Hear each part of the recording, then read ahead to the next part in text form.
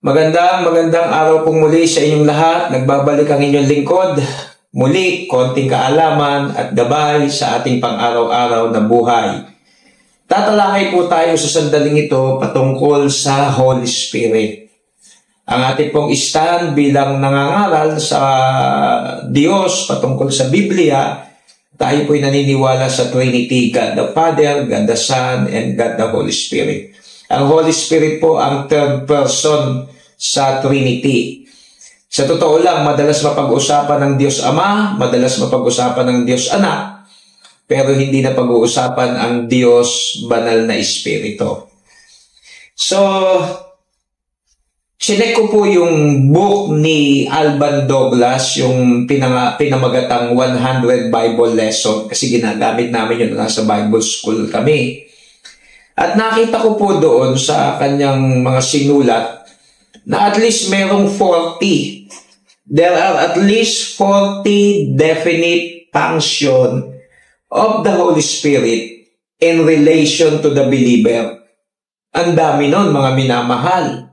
40. Dahil tayo ilang minuto lang, magsishare, pumili lang po ako ng 3 about the Holy Spirit na maintindihan natin bilang mananampalataya. So ito po yung number 1. Una, the Holy Spirit assures the believer of sonship and makes him son-like.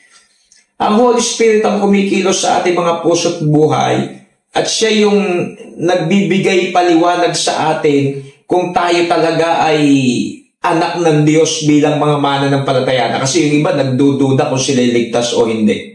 Ang Holy Spirit po ang sasagot niya sa iyong puso. Bibigyan ka niya ng assurance.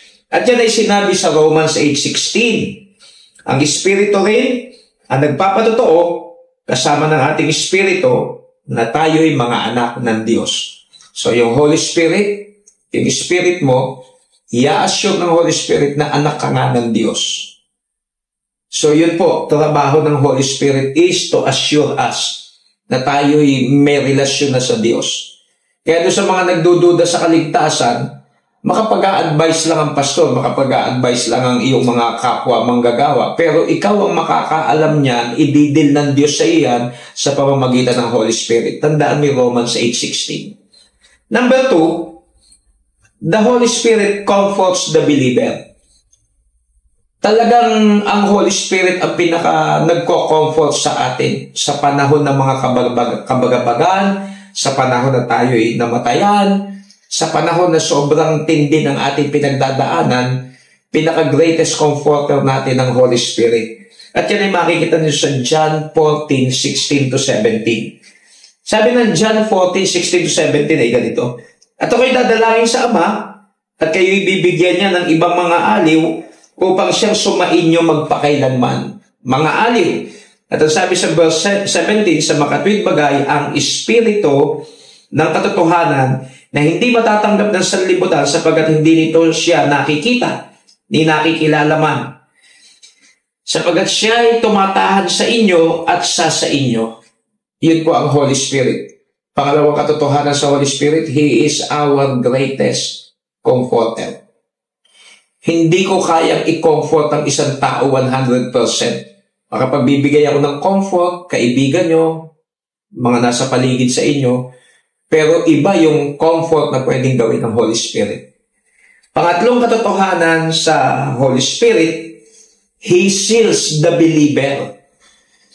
Ito rin yung isang argumento na hindi talaga pwedeng mawala ang kaligtasan. Paano mawawala ang kaligtasan kung sinelyuhan ka na ng banal na Espiritu bilang mananampalataya?